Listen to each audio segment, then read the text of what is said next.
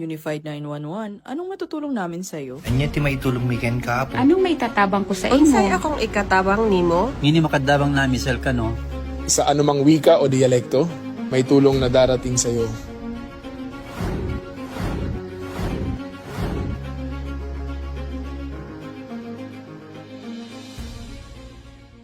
Lilingkod sa bawat Pilipino at magbibigay ng tamang impormasyon para sa tahimik at maayos na Pilipinas. Police News Network, alagad ng batas, tagapagtaguyod ng balitang pulis, sandigan ng mamamayan, patnubay ng katotohanan. La Campo Crame, maghahatid ng pinakahuling kaganapan at nagbabagang balita. Ito ang PNN Police News Network. At ngayon, ang inyong mga tagapagbalita. Magandang araw, bagong Pilipinas. Ako ang inyong alagad ng batas, tagataguyod ng Balitang Pulis, Patrolwoman Fe Octaviano. Maghahatid ng tamang balita, kwento ng pulis at serbisyo para sa mamamayan. At ito ang PNP News Online. Ang pangunahing balita ng Police News Network, alagad ng batas, tagataguyod ng Balitang Pulis.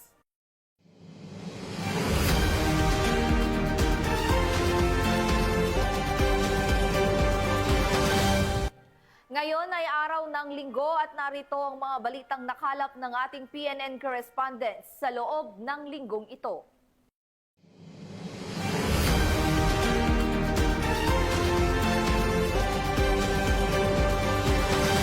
Bumagsak sa kamay ng batas ang top 1 most wanted person municipal level na may kasong illegal possession of firearms and ammunition matapos itong maaresto ng mga otoridad sa Zamboanga del Sur. Yan ang tinutukan ni Patrolwoman Joyce Abiog. Sa bisa ng pinagsanib na pwersa ng mga tauhan ng Suminot Municipal Police Station at First Zamboanga del Sur Provincial Mobile Force Company, na aresto ang top 1 most wanted person municipal level sa Barangay Eastern Poblacion, Suminot, Zamboanga del Sur. Kinilala ng mga otoridad ang isang 20 anyos na lalaki at residente ng Barangay Upper Sikpaw, Suminot, Zamboanga del Sur. Ang pagkakaaresto ay sinagawa sa bisa ng warrant of arrest na inisyu ni Honorable Annalyn Fernando Ramas Costanilla, Presiding Judge, Branch 30 RTC, 9th Judicial Region, Aurora, Zamboanga del Sur, dated October 21, 2024, na may piyansang 36,000 pesos sa kasong paglabag sa Comelec gun ban at 180,000 pesos naman para sa kasong illegal possessions of firearms and ammunition under Section 28 of RA 10591. Sa ngayon, ang nasabing suspect ay nasa kustudiya na ng Suminot MPS para sa tamang disposisyon. Mula rito sa Zamboanga Peninsula, ako ang inyong PNN correspondent, Patrolwoman Joyce Abiog, alagad ng batas, tagataguyod ng Balitang Pulis. Maraming salamat, Patrolwoman Abiog. Matagumpay na nasamsam ng mga tauhan ng Bohol PNP ang tinatayang 6.8 milyong pisong halaga ng hinihinalang shabu sa ikinasang bypass operation na nagresulta rin sa pagkakaaresto ng isang high-value individual. Patrolwoman Nikia Cañedo sa balita. Aabot sa 6.8 milyon na halaga ng pinaghihinalaang shabu ang nasabat ng kapulisan mula sa isang lalaki na target sa buy-bust operation na isinagawa sa Puro 4 Barangay Sentro, Tubigon, Bohol nitong ika-11 ng Oktubre taong kasalukuyan. Kinilala ni Police Captain Carl Jobel Lofranco, Chief o Police ng Tubigon Municipal Police Station, Bohol Police Provincial Office, ang suspect na si alias Antoy, 41 anyos, high-value individual, residente ng Sitio Ingod, Barangay Sentro, Tubigon, Bohol. Dakong alas 11:36 ng umaga nang isinagawa ang buy-bust operation ng mga operatiba na naging dahilan sa pagka-aresto sa suspect. Nakuha mula sa suspect ang 2 medium size at 2 large pack ng hinihinalang shabu na nasa 1,000 na gramo at may standard drug price na 6,800,000 pesos. Bukod sa droga, nakuha din mula sa operasyon ang isang backpack, brown paper bag, 2 plastic bag at buy-bust money. Mahaharap ang suspect sa kasong paglabag sa Section 5 at 11, Article 2 ng RA 9165 o Comprehensive Dangerous Drugs Act of 2002. Ako po si Police Colonel Patricio C. Degay Jr., ang Provincial Director ng Bohol Police Provincial Office. Ang tagumpay na ito ay bunga ng masusing pagmamanman at koordinasyon at walang sawang dedikasyon ng ating mga kapulisan laban kontra iligal na droga. Sa pamamagitan ng ganitong mga operasyon, ating pinatutunayan na seryoso ang Bohol PNP sa pagpapanatili ng kapayapaan at kaayusan sa ating lalawigan. Nais naming paalalahanan ang publiko na maging mapagmatsyag sa inyong mga komunidad. Kung may nalalaman kayong kahina-hinalang aktibidad o mga personalidad na sangkot sa illegal na droga, huwag mag-atubiling makipag-ugnayan sa pinakamalapit na himpilan ng pulisya o sa pamamagitan ng aming hotline numbers. Ang inyong pagkikipagtulungan ay napakahalaga upang tuluyan masugpo ang banta ng illegal na droga sa ating mga kabataan at komunidad. Patuloy nating ipagmalaki ang ating kooperasyon sa PNP. Sama-sama nating itaguyod ang bagong Pilipinas na payapa, ligtas at malaya sa droga. Ang naturang operasyon ay isang patunay na walang humpay na pagsusumikap ng kapulisan sa paghuli ng mga drug personalities bilang bahagi ng mas malawak na kampanya laban sa iligal na droga. Mula dito sa Bohol Police Provincial Office, ako yung Police News Network Correspondent, Patrolwoman Nikia Cañedo, alagad ng batas, tagataguyod ng balitang pulis. Maraming salamat, Patrolwoman Cañedo. 3 high-value individuals ang naaresto ng Bacoor City Police Station sa isang matagumpay na anti-illegal drug operation na nagresulta sa pagkasamsam ng mahigit 700,000 pisong halaga ng hinihinalang shabu. Patrolwoman Priscel May Urbano sa report. 3 umano'y high-value individuals ang naaresto ng mga otoridad sa isang matagumpay na bypass operation na isinagawa ng Bacoor Component City Police Station sa lungsod ng Bacoor nito lamang madaling araw ng Martes, 14 ng Oktubre taong kasalukuyan. Kinilala ang mga suspect na sina alias Boss at alias Christian na kapwa residente ng Parañaque City at alias Emmanuel na taga Bacoor City. Isinagawa ang operasyon sa pakikipag-ugnayan ng Drug Enforcement Unit ng Bacoor Component City Police Station sa Philippine Drug Enforcement Agency. Isang pusher-buyer mula sa kapulisan ang nagpanggap na bumibili ng iligal na droga dahilan upang maaresto ang 3 sospek. Nasamsam mula sa kanila ang isang knot-tied plastic bag at 6 na heat-sealed plastic sachet na naglalaman ng hinihinalang shabu na may kabuoang timbang na 105 gramo na may standard drug price na 714,000 pesos. Isang puting Toyota Hilux at isang piraso ng 1,000 peso bill na ginamit bilang bypass money. Ang mga ebidensya ay agad na dinala sa Provincial Forensic Unit sa Imus City para sa kaukulang pagsusuri. Kasalukuyang nasa kustodiya ng Bacoor Component City Police Station ang mga naarestong sospek habang inihahanda ang kasong paglabag sa RA 9165 o ang Comprehensive Dangerous Drugs Act of 2002. Ang nasabing operasyon ay bahagi ng pinaigting na kampanya ng Cavite PNP laban sa iligal na droga sa riyon para sa mas ligtas at mapayapang komunidad. Mula dito sa PRO Calabarzon, ako ang inyong Police News Network Correspondent, Patrolwoman Priscel May Urbano, alagad ng batas, tagataguyod ng balitang pulis. Maraming salamat, Patrolwoman Urbano. Tinatayang mahigit 1 milyong pisong halaga ng fully grown marijuana plants ang winasak ng mga tauhan ng Benguet PNP sa matagumpay na operasyon sa bayan ng Kibungan, Benguet. Narito ang report mula kay Patrolwoman Melba Langbis. Sa patuloy na malawakang kampanya kontra illegal na droga, tinatayang 1,136,000 pisong halaga ng fully grown marijuana plants ang nadiskubre ng mga operatiba sa Sitio Bakugan, Takadang, Kibungan, Benguet kamakailan lamang. Ayon kay Police Colonel Lambert A. Suerte, Provincial Director ng Benguet Police Provincial Office, ang operasyon ay nasakatuparan sa pagtutulungan ng mga operatiba sa pangunguna ng 1st Provincial Mobile Force Company, Kibungan Municipal Police Station, Regional Intelligence Division, Philippine Drug Enforcement Agency Cordillera at iba pang unit ng kapulisan. Bagamat walang nahuling cultivator, lahat ng nadiskubring marijuana ay naidokumento at sinunog sa mismong lugar habang ang sapat na sample ay dinala upang isumite sa Regional Forensic Unit Cordillera para sa qualitative test. Ang pagpuksang ito ng kapulisan ay patuloy na pagsuporta sa kasalukuyang administrasyon na naglayong maging illegal drug-free ang ating bansa tungo sa mas progresibong bagong Pilipinas. Mula dito sa rehiyon ng Cordillera, ako ang inyong PNN correspondent, Patrolwoman Melba Langbis, alagad ng batas, tagataguyod ng Balitang Pulis. Maraming salamat, Patrolwoman Langbis. Sa kulungan na ang kinahantungan ng isang waiter matapos mahulian ng 10 gramo ng hinihinalang shabu sa Paway, Ilocos Norte. Ang detalye ng report mula kay Police Corporal J.R. Del Mendo.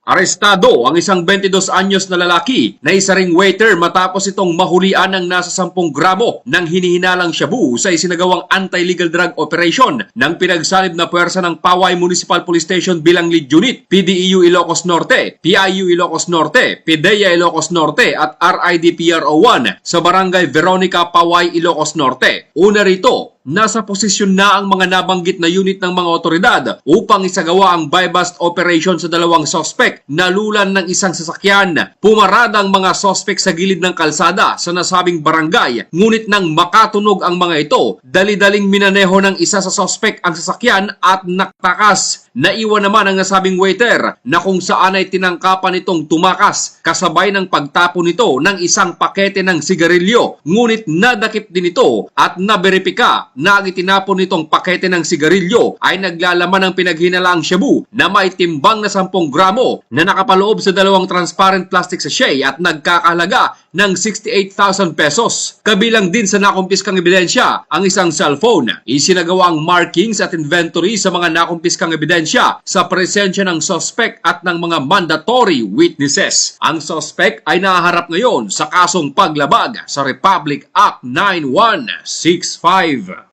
Mula dito sa Ilocos Region, ito ang inyong PNN correspondent, Police Corporal J.R. Del Mendo, alagad ng batas, tagataguyod ng Balitang Pulis. Maraming salamat, Police Corporal Del Mendo. Makalipas ang matagal na pagtatago, tuluyan ng naaresto ang Rank 3 Provincial Most Wanted Person ng Albay sa isang operasyon ng kapulisan sa lalawigan ng Camarines Norte. Magbabalita dyan si Police Corporal Angeli Torrecampo. Arestado ang tinaguriang Rank 3 Provincial Most Wanted Person ng Albay nang pinagsanib na operatiba ng RID-5 RSOU Team Albay Lead Unit, RID RSOU 5 Team Camarines Norte at Legazpi City Police Station sa Purok 1, Barangay Santa Elena, Talisay, Camarines Norte. Kinilala ang suspect sa alias na Rico, 24 anyos, walang asawa at residente ng lungsod ng Legazpi sa probinsya ng Albay. Naarestong akusado bandang alas 2:40 ng hapon sa bisa ng warrant of arrest na inisyu ng RTC Branch 9 Legazpi City para sa kasong qualified rape of a minor na walang inrekomendang piyansa at acts of lasciviousness alinsunod sa Article 336 ng Revised Penal Code na may kaugnayan sa Section 5 ng Republic Act 7610 na may inirekomendang piyansang 180,000 pesos. Sa kasalukuyan, nasa kustudiya na ng Legazpi CPS ang sospek para sa kaukulang dokumentasyon at tamang disposisyon. Ang matagumpay na operasyon ay nagpapakita ng mabilis, maayos at epektibong aksyon ng kapulisan sa pagtugon sa mga kasong kriminal. Patunay rin ito ng masinsinang investigasyon at pagtutulungan ng iba't ibang unit ng PNP para sa kapakanan ng publiko at pagpapanatili ng kaayusan sa komunidad. Mula dito sa Reyong Bicol, ako ang inyong PNN correspondent, Police Corporal Angeli Torrecampo, alagad ng batas, tagataguyod ng Balitang Pulis. Maraming salamat, Police Corporal Torrecampo. Patuloy na pinapatunayan ng National Task Force to End Local Communist Armed Conflict ang tagumpay nito sa pagpapanumbalik ng kapayapaan sa Cagayan matapos muling sumuko ang dating kasapi ng rebelding grupo sa mga otoridad. Police Corporal Roldan Giab sa balita.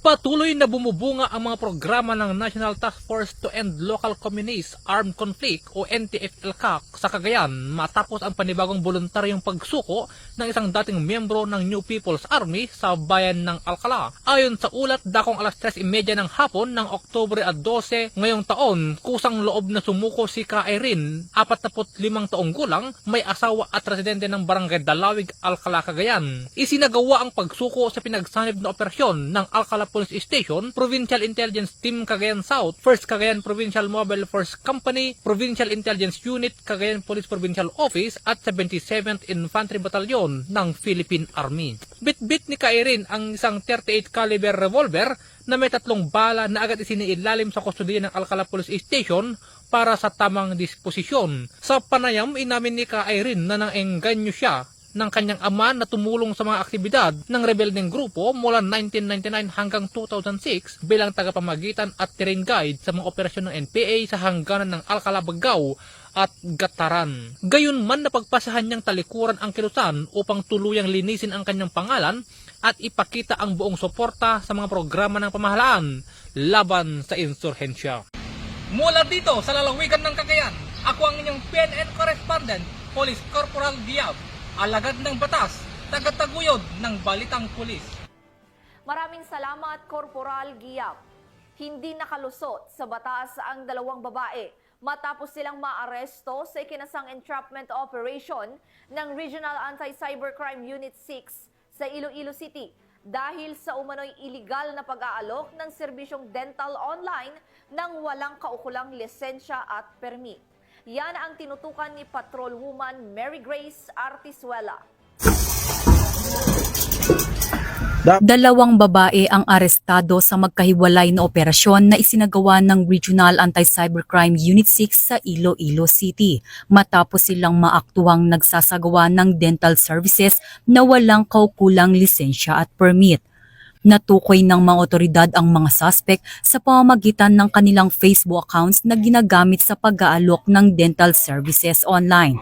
Bilang tugon, agad na nakipag-ugnayan ang RACO 6 sa mga suspect sa pamamagitan ng ikinasang entrapment operation. Agad na inaresto ang 2 suspect matapos makumpirma ang kanilang iligal na aktibidad sa mismong lugar ng operasyon.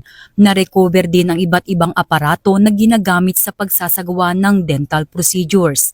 Nahaharap ngayon ang mga suspect sa paglabag sa RA 9484 o Philippine Dental Act of 2007. Sana po sa ating mamamayan, huwag po nating tangkilikin yung mga ganitong illegal na gawain. Dahil ito po ay delikado po sa inyong kalusugan at isa pa, unfair naman ito sa mga lisensyadong, mga professional, mga dentista na gumagawa, nagbibigay ng serbisyo na dental na naaayon sa batas. Mula dito sa Campo Crame, ako ang inyong PNN correspondent, Patrolwoman Mary Grace Artizuela, nagbabalita para sa Police News Network, alagad ng batas, tagataguyod ng Balitang Pulis. Maraming salamat, Patrolwoman Artizuela. At yan ang mga nakalap na balita ng ating mga PNN correspondents mula Luzon, Visayas at Mindanao sa loob ng linggong ito. Sa ngalan ng pamunuan ng Philippine National Police sa pangunguna ni Acting Chief PNP, Police Lieutenant General Jose Milencio C. Nartates Jr. at sa pamumuno ni President Ferdinand Marcos Jr., kami ay maglilingkod sa bawat Pilipino at magbibigay ng tama at balanseng balita. Kami ang inyong bagong PNP para sa bagong Pilipinas. Serbisyong mabilis, tapat at nararamdaman. Mula rito sa tanggapan ng tagapag-ugnay ng Pambansang Pulisya, ako ang iyong alagad ng batas, tagataguyod ng Balitang Pulis, Patrolwoman Fe Octaviano. Maghahatid ng tamang balita, kwento ng pulis at serbisyo para sa mamamayan. At ito ang PNP News Online, ang pangunahing balita ng Police News Network.